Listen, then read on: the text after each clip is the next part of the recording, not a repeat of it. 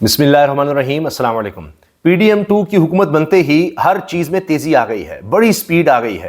पंजाब में मरीम नवाज साहिबा स्पीड पर स्पीड दिखा रही हैं, तो विफाक में शहबाज शरीफ साहब बड़ी स्पीड दिखा रहे हैं। जो चचा जान हैं उन्होंने स्पीड दिखाई है बेरोज़गारी के लिए, और टैलेंट न्यूज़ बंद हो गया है और कई लोग, सैकड़ों लोग बेरोज़गार हो गए हैं। ये उनकी स्पीड है। और अभी आगे आगे देखिए जिस तरह से वो ये स्पीड दिखाएंगे मज़ीद महंगाई और बेरोज़गारी की। बाकी स्पीड उनकी छापों में नज़र आती है। फिर पंजाब में बड़ी स्पीड से काम हो रहा है, इंसाफ बड़ी स्पीड से मिल रहा है, बड़ी स्पीड से इंसाफ मिल रहा है, क्योंकि मियां नवाज शरीफ साहब के दोनों बेटे आए और उनको जिस तरह से इंसाफ मिला है, ये भी तारीख रकम हो गई है। पूरी दुनिया को पाकिस्तान से, पाकिस्तान की अदालतों से, पाकिस्तान के निज़ाम इंसाफ से, पाकिस्तान की पुलिस से, पाकिस्तान के इदारों से सीखने की ज़रूरत है कि किस तरह इंसाफ मुहैया किया जाता है, कि जो मुजरिम हों और जो भगोड़े हों, जिनके बारे में ये कहा जा रहा हो कि जनाब वो मतलूब हैं, वो जब एयरपोर्ट पर आए तो उनको किस तरह से पुलिस जाकर गिरफ्तार नहीं, उनको प्रोटोकॉल देती है, किस तरह से उनको लाया जाता है, किस तरह जनाब उनके लिए समझे कि रेड कारपेट की अदालत तक पहुँचें। फिर अदालत इंतज़ार कर रही होती है कि जनाब वो शहजादे तशरीफ़ लाएँ, और चूँकि मरीम साहबा के वो भाई भी हैं, दोनों को जनाब कह दिया जाए कि आपके दायमी वारंट गिरफ्तारी, दायमी यानी कोई चक्कर ही नहीं कि जहां भी मिले उनको गिरफ्तार करें, नहीं, उनको लाया गया है, शाही प्रोटोकॉल के साथ आए, उनके दायमी वारंट गिरफ्तारी भी खत्म, और जनाब साथ ये कि जी जमानतें भी उनकी हो जाएं, तो कोई ज़रूरत नहीं है उनको, तो मेरा ख्याल आने की भी ज़रूरत नहीं थी, पता नहीं क्यों इतनी तकलीफ दी गई। और फिर वो आए हैं तो आज एक और इंकशाफ हो गया है कि वो तो पाकिस्तानी है। और आप देखिए मियां नवाज शरीफ साहब के बेटे, जिनके बारे में मरीम नवाज साहिबा कह चुकी अपने भाइयों के बारे में कि वो तो पाकिस्तानी नेशनल नहीं है, वो तो बरतानवी नेशनल है। पाकिस्तान का कानून, पाकिस्तान का आइन, पाकिस्तान की कोई भी चीज़, अदालतें उन पर लागू ही नहीं होती। ये मरीम साहबा के अल्फाज हैं कि जी वो तो पाकिस्तानी नहीं है, वो तो नेशनल है, उन पर पाकिस्तान का कानून ही नहीं लगता। लेकिन वो आते हैं, उन पर पाकिस्तान का कानून अब इसलिए लगता है कि प्रोटोकॉल का कानून उन पर लगता है। शाही खानदान है, उनकी हुकूमत आ चुकी है, उन पर तमाम कवानीन लागू होते हैं। वो कवानीन जो कि बतौर वज़ीर आला मरीम साहबा पर आते हैं कि जनाब उनको हर तरह का प्रोटोकॉल मिलेगा, 2,73,00,000 की उनकी गाड़ी फर्निश होगी, टायर चेंज होंगे, उनका घर जो है वज़ीर आला का घर डिक्लेयर किया जाएगा। मियां नवाज शरीफ साहब के लिए जिस तरह VVIP जो पाकिस्तान का सबसे ज़्यादा प्रोटोकॉल है वो दिया जाएगा। तो ये कवानीन जो हैं ये उनके भाइयों पर भी, मरीम साहब के भाइयों पर, नवाज शरीफ साहब के बेटों पर भी लागू होते हैं कि उनको किस तरह से शाही प्रोटोकॉल दिया जाए, ये उनका कानून है। अब इसका दिफा सबसे आगे आगे कौन करता है, वो अज़मा बुखारी साहबा हैं। वो तनहा नज़र आ रही हैं खातून, बाकी बहुत कम लोग आपको नज़र आएंगे कि मरीम साहबा का दिफा कर रहे हों। वो आगे आगे हैं और मुख्तलिफ चैनल्स पर जाती हैं, और आप जानती हैं कि वो बड़ी गुफ्तगू में बड़ी महारत रखती हैं और ऐसी तैसी कर देती हैं हर सामने बैठने वाले की, और बड़ी सख्त लहजे में, सख्त अल्फाज में गुफ्तगू करती हैं। अब हुआ ये कि यही बात उन्होंने की ज़ैन कुरैशी साहब, शाह महमूद कुरैशी साहब के बेटे हैं, वो जिसके वालिद इतने अरसे से जेल में है और बड़े तहम्मुल से बात करते हैं। आखिरकार उनकी भी बस हो गई। अज़मा बुखारी साहिबा के जब आमने सामने हुआ तो अज़मा साहिबा ने कहना शुरू कर दिया कि जी वो देखें, इनके साथ वज़ीराबाद में भी हुआ था, गोलियां पता नहीं लगी ना लगी, इनका काम ये है इंतशार फैलाना, ये करना वो करना, और देखें पता नहीं कहाँ से शूटर आ गए, फलां हो गया। यानी खुद उनकी रिपोर्ट है, वो जो मुलजिम पकड़ा हुआ है वो सब है, सारी दुनिया जानती है, गोलियां लगी, सब कुछ हुआ। तो अब उसका जब उन्होंने मजाक उड़ाया तो ज़ैन कुरैशी साहब कहते जी मेरी ये तबीयत नहीं है, मेरी तरबियत नहीं है, मैं इस तरह से बात करूँ, लेकिन मुझे इन्होंने मजबूर कर दिया है कहने पर कि जिनका लीडर नवाज शरीफ, जूती पड़ी थी तो रबर की जूती थी, और एक हफ्ते तक वो खौफजदा होकर घर से नहीं निकले, और यहाँ पर इमरान खान साहब पर गोलियां चली और ये मजाक उड़ा रही हैं। उसके बाद भी इमरान खान साहब जिस तरह से आते रहे, और जनाब आप देखें आज जेल में हैं, तो ये तो एक प्रूवन फैक्ट है। लेकिन अज़मा साहिबा बस नहीं करती। उन्होंने फिर प्रोग्राम में, जनाब कामरान शाहिद साहब के प्रोग्राम में कहा कि ये कोई हाजियों की हुकूमत नहीं है, ये लोग बाहर निकलेंगे तो इनको डंडे मारेंगे, इनके ये जिस तरह दहशतगर्दी फैलाते हैं इनके साथ वही सलूक होगा। अब कोई उन्होंने सबूत नहीं दिया, कोई एक गमला नहीं जब टूटता, लोग बाहर निकलते हैं, कुछ भी होता है। तो अब वो कह रही है कि हाजी हुकूमत नहीं है, मेरे अल्फाज नहीं है, ये अज़मा बुखारी साहिबा जो वज़ीर इत्तलाआत पंजाब हैं उनके अल्फाज हैं। अभी उन्होंने उर्दू न्यूज़ को भी इंटरव्यू दिया है राइश नवाज को, और वहाँ पर वो कहती हैं कि जी ये मरीम साहबा वाकई छापे मारती हैं, वो चीफ सेक्रेटरी भी अंदर ही होते हैं, किसी को नहीं पता होता वो जब जाती हैं, लेकिन समझ नहीं आती कि कैमरे वहाँ पर किस तरह पहुँच जाते हैं इतने ज़्यादा, पुलिस का प्रोटोकॉल किस तरह से वहाँ लग जाता है, ज़रा रूट लगता है, पुलिस को पहले कैसे पता लग जाता है कि मरीम साहबा यहाँ आने लगी हैं, ये अजीब बात है। खैर ये उन्होंने कहा है, उन्होंने कहा जी ये औरतों की हुकूमत नहीं है, यहाँ ज़रूर जो एक सीनियर वज़ीर हैं वो भी खातून हैं, वज़ीर आला भी पंजाब में खातून हैं, वज़ीर इत्तलाआत यानी अज़मा साहिबा खातून हैं, तो ये नहीं है कि ख़वातीन ही हुकूमत चला रही हैं, लेकिन ये एम्पावरमेंट की बात है। کہ جی وہ خواتین یہاں پر ہیں، اور باقی بیوروکریسی سے تھا کہ پتہ نہیں کیسے ریسیو کریں گی. بڑا اچھا بیوروکریسی نے مریم صاحبہ کے ساتھ ٹریٹ کیا ہے، بڑا زبردست جا رہا ہے، کمال جا رہا ہے. مریم کی سپیڈ سے، مریم کی کارکردگی سے خوفزدہ ہیں لوگ، مخالفین خوفزدہ ہیں کہ مریم اتنا ہے تو ان کا کوئی علاج نہیں ہے، یہ اس طرح ہے. تو عظمیٰ صاحبہ جو ہیں وہ اسی طرح سخت گفتگو کرتی ہیں اور وہی انہوں نے کام کیا. لیکن اب بات یہ ہے کہ پھر آگے سے جواب بھی آ جاتا ہے، جواب بھی مل جاتا ہے. اب وہی میں آپ کو سنوا دیتا ہوں کہ کیا کہا ذہین قریشی صاحب نے. اب یہ آپ کو یاد ہوگا کہ ویسے تو ابھی حال ہی میں ماسک بھی پھینکا گیا تھا، عمران خان صاحب والا ماسک جو تھا، فیس ماسک، وہ پھینکا گیا تھا میاں نواز شریف صاحب پر بھی جب ووٹ ڈالنے آئے تھے. جب وہ آتے ہیں چور چور کے نعرے لگ جاتے ہیں، ویسے وہ آئیں گے کم ہی پارلیمنٹ میں. تو یہ معاملہ ہو گیا تھا. اور اسی طرح ان پر جوتا مار دیا گیا تھا ایک دفعہ. وہ کسی مذہبی تقریب میں گئے ہوئے تھے تو وہاں پر اس وقت یہ ہوا تھا کہ ایک شخص پھر اس کو گرفتار بھی کر لیا گیا تھا. وہ بھی بڑا ایشو کھڑا ہوا تھا.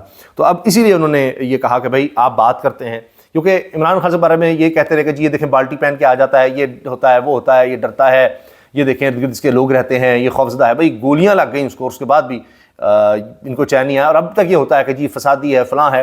پورے پی ٹی وی پر آپ دیکھیے وہی میاں جاوید لطیف جب نون لیگ کی کارکردگی سے اور ان کی حکومت سے بڑے ہی ناراض اور تنقید کر رہے ہیں، وہی میاں جاوید لطیف آپ اندازہ لگائیے کہ یہ کہتے رہے جی فسادی ہے اور مذہب کی توہین اس نے کی ہے. پی ٹی وی اس کو نشر کرتا رہا اور آخرکار پھر حملہ ہو گیا.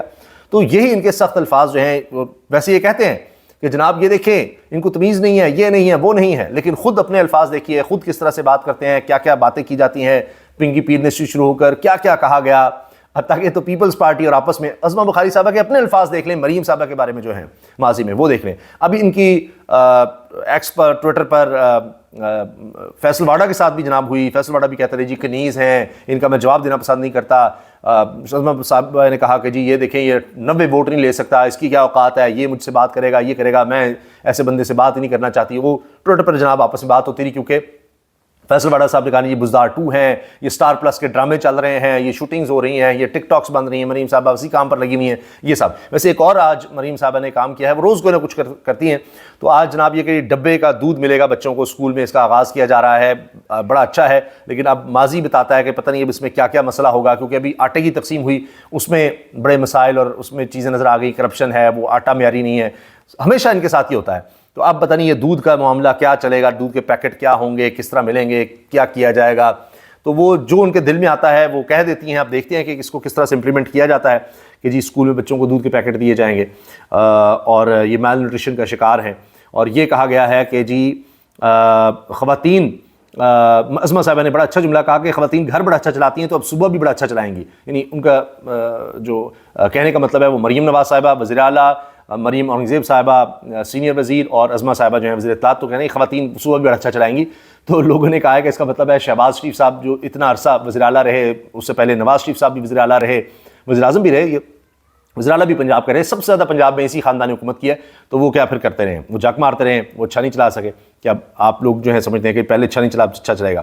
اچھا اب جناب اس کے ساتھ جو عظمیٰ صاحبہ نے جو بات کی اور اس کا جواب ذہین قریشی صاحب سے سنیے. غیر سنجیدہ باتیں کرتی ہیں، مجھے مجبور کر دیتی ہیں وہ باتیں کرنے پہ جو میری طبیعت کے خلاف ہے. حقیقت یہ ہے ان کے لیڈر کو ایک ربڑ کی جوتی پڑی تھی، ہفتہ ڈر کے مارے وہ باہر نہیں نکلا تھا. یہ کہہ رہی ہیں یعنی ربڑ کی جوتی میں نے آپ کو بتایا نا وہ پڑی تھی، تو اس کے بعد یہ ہوا تھا کہ ہفتہ نواز شریف صاحب باہر نہیں آئے تھے. اب بھی نواز شریف صاحب بڑے خوفزدہ ہیں، بڑے پریشان ہیں.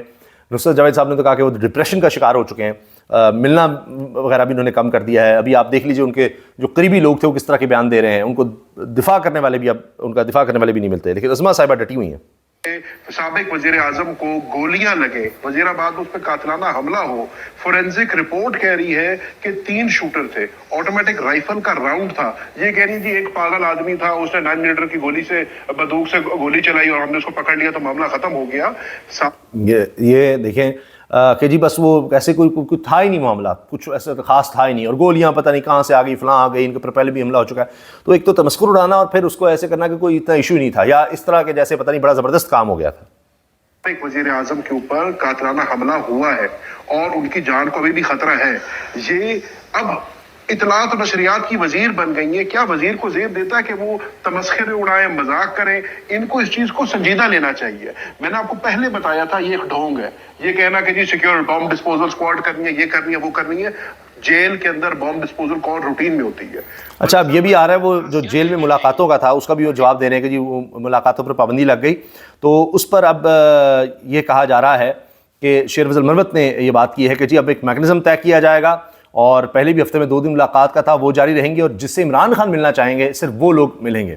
اب وہاں بھی یہ معاملہ طے ہو رہا ہے. باقی یہ کہا گیا کہ جی مشقیں ہوئی ہیں کہ اگر وہ اٹیک ہوتا ہے اڈیالہ جیل پر تو پتہ نہیں پھر کس طرح سے نمٹا جائے گا. جو لوگ آئے بڑی زبردست مشقیں ہوئی ہیں, بڑے اچھے طریقے سے ان کو ڈیل کیا گیا اور سارا معاملہ جو ہے اس کو نمٹایا گیا.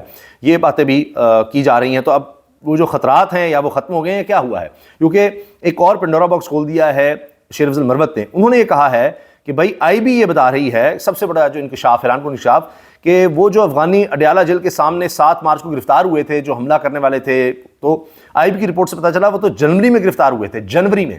تو اب یہ دیکھنا ہوگا کہ اتنا بڑا جھوٹ کون بول رہا ہے, کیا وہ دہشت گردی تھے, نقشے تھے یا نہیں تھے, یہ سب کیا ہوا ہے.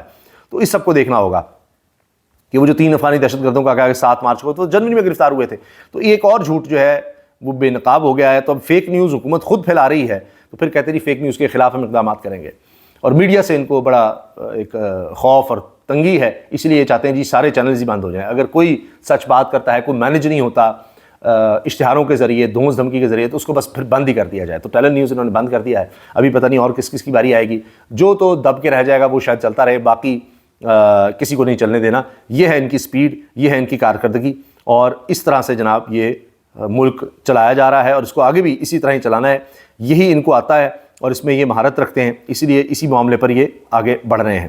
اب آپ یہ دیکھیں کہ انہوں نے جو لفظ بولے, عظمہ صاحبہ نے بھی کامران شاہد صاحب کے پروگرام میں, کہ جی دہشت گردوں اور منہ پھٹوں کی ڈکٹیشن پر تو حکومت نہیں چلے گی.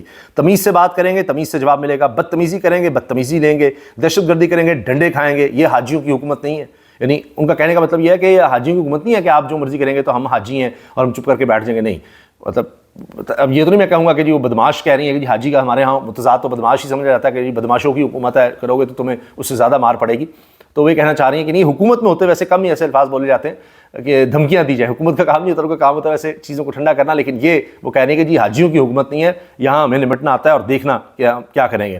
اور یہ باقی ٹریک ریکارڈ ہے. عظمہ صاحبہ کو سیریس لینا چاہیے, کیونکہ پنجاب میں جب نون لیگ کی حکومت تھی تو اس وقت مالٹون سانحہ بھی ہوا تھا. وہ دنیا کی تاریخ کا ایک بڑا ہولناک واقعہ ہے کہ اسٹیٹ نے باقاعدہ 69 لوگوں پر گولیاں چلائیں اور 14 لوگ اس میں جاں بحق ہو گئے تھے, 100 زخمی ہوئے تھے. یہ واقعہ ہوا ہے, اور اس کے بعد آج تک جناب وہ کیسز ایسے پڑے ہوئے ہیں. نہ رانا ثناء اللہ صاحب کو کچھ ہوا, نہ شہباز شریف کو, جبکہ ان کو ذمہ دار ٹھہرایا گیا تھا اس میں. اور جے آئی ٹی بھی کئی دفعہ یہ بدلتے رہے, اور وہ جو جوڈیشل انکوائری تھی اس کو بھی ادھر ادھر کرتے رہے. تو یہ اس لیے ان کے تھریٹ کو عظمہ صاحبہ جو کہہ رہی ہیں اس کو بڑا سیریس لینا چاہیے. یہ نہیں سمجھنا چاہیے کہ بس یہ خاتون ہے اور وہ ایسی بات کر رہی ہے یا غصے میں بات کر رہی ہے, نہیں. اور جب وہ کہہ رہی ہیں کہ ہم کوئی حاجی نہیں ہے تو اس پر سمجھ لیں. اچھا پھر جناب یہ انہوں نے کہا ہے, عظمہ بخاری صاحبہ اردو نیوز پر انٹرویو دیتے ہیں کہ تحریک انصاف کے پروپیگنڈے کا مقابلہ کرنا مشکل ہے. تو لیکن جو حکومت ہے اس کا مقابلہ کرنا بڑا آسان ہے. کہ جو کہتے ہیں جی وہ دہشت گرد آ گئے تھے اور وہ اٹیک کرنے لگے تھے اڈیالہ جیل پر, وہ خبر جھوٹ ثابت. پھر عطا تارڑ کا آپ نے دیکھ لیا معاملہ کہ جی وہ خط لکھ دیا ہے ادھر انہوں نے یورپی یونین کو GSP کا اسٹیٹس کے لیے, وہ بھی جھوٹ. تو خود آپ دیکھ لیجئے کارکردگی اور بیانات اور باتیں آپ دیکھ لیں کہ کیا ہوتی ہیں. ایک اور بڑی خبر جو تحریک انصاف کے لیے ظاہر دھچکا ہے, شاید ان کو یہ بھی پتا تھا کہ ریلیف ملنا مشکل ہے, لیکن پشاور ہائی کورٹ سے پھر بھی امیدیں تھیں. اب دیکھتے ہیں سپریم کورٹ میں جاتے ہیں نہیں کیا ہوتا ہے. کہ لارجر بینچ 5 رکنی بینچ نے بھی تحریک انصاف یعنی سنی اتحاد کونسل کی درخواست مسترد کر دی ہے کہ ان کو مخصوص نشستیں ملیں. اب مخصوص نشستیں ہائی کورٹ کے مطابق پشاور ہائی کورٹ سے بھی آ گیا کہ نہیں ملیں گی, اور لہٰذا اب سینٹ میں جن کی سیٹیں بنتی تھیں وہ بھی ان کو اب نہیں ملیں گی. پھر بھی میجورٹی پارٹی سینٹ میں ہوگی, کیونکہ 3 سال کے بعد الیکشن ہوتے ہیں. تو پہلے تحریک انصاف میجورٹی میں تھی, لیکن یہ پھر تحریک انصاف کے لیے ایک بڑا دھچکا ہے. لیکن ہو سکا تو اس پر اگلی ویڈیو میں بات کریں گے کہ گیم ابھی جاری ہے. اللہ حافظ.